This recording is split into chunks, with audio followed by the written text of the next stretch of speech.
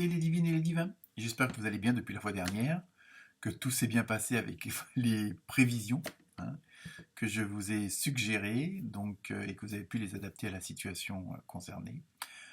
Bienvenue aux nouveaux abonnés. Et oui, il y en a encore eu 25 depuis la fois dernière.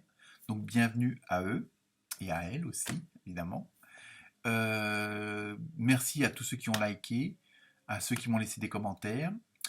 Donc, je vais vous proposer l'horoscope pour la semaine du 28 juin, avec évidemment en souhaitant un bon anniversaire à tous les cancers et les cancérettes qui vont le fêter cette semaine, puisqu'on est encore dans, je crois que ça doit être le premier décan.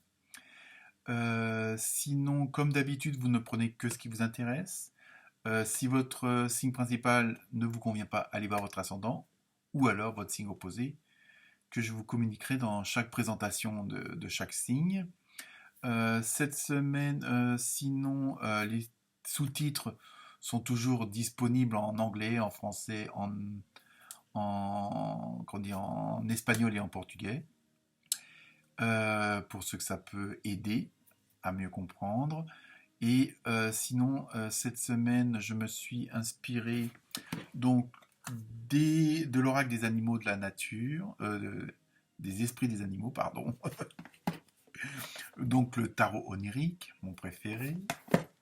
L'oracle au quotidien. Ah oui, j'ai fait fort cette semaine.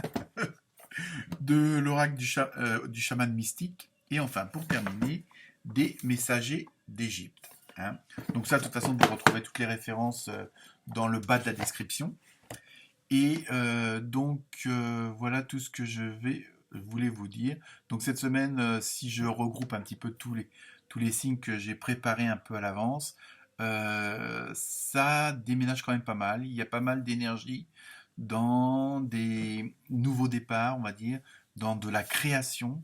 Hein. Je pense que pas mal d'entre vous sont arrivés à un moment charnière de leur existence, on va dire, de leur chemin, et que pas mal de décisions vont être prises pour aller vers du meilleur et surtout pour faire ce qui est en adéquation avec ce que vous ressentez au fond de vous-même. Et donc des décisions importantes vont être prises selon les signes. Donc voilà en gros ce qui va se passer. Donc je vous souhaite une bonne lecture, une bonne écoute et n'hésitez pas à me contacter si besoin est. Et puis surtout à liker et puis à partager. Voilà. Merci à toutes et tous. Bonne écoute et bonne lecture. Namasté.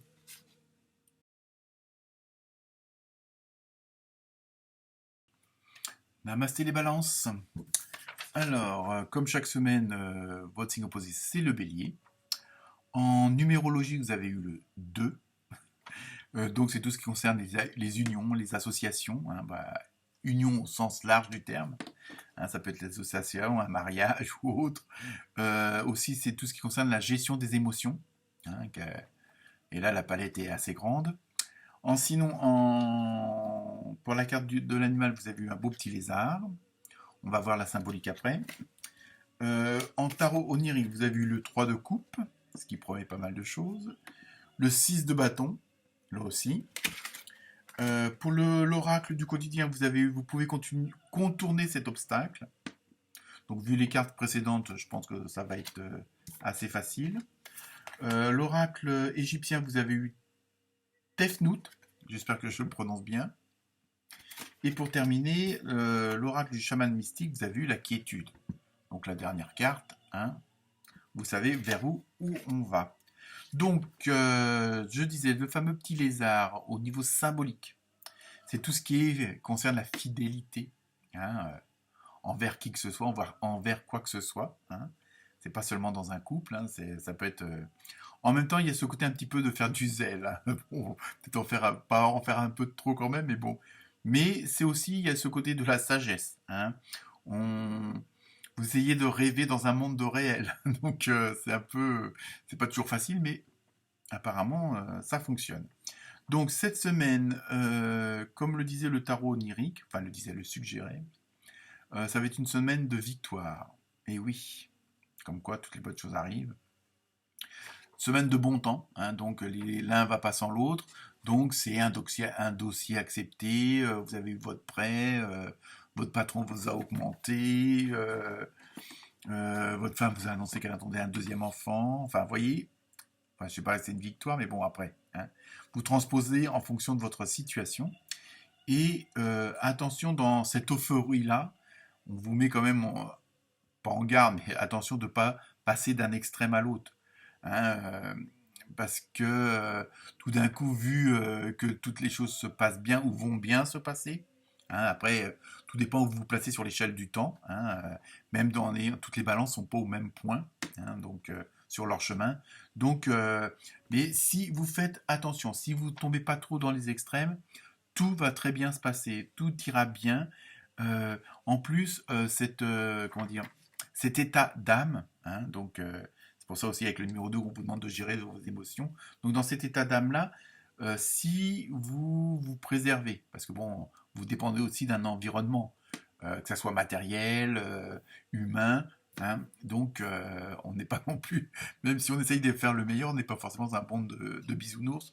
Donc si vous faites bien attention à ce qui vous entoure, à pas passer d'un extrême à l'autre au niveau de vos émotions, au niveau de votre façon d'agir, de votre façon de parler, de vous exprimer, de votre relation avec les autres, quels qu'ils soient. Vous offrirez automatiquement le meilleur de vous-même. Hein. Et ça, cette semaine, c'est ce qui va être assez, on va dire, primordial. Et en même temps, cette semaine va marquer il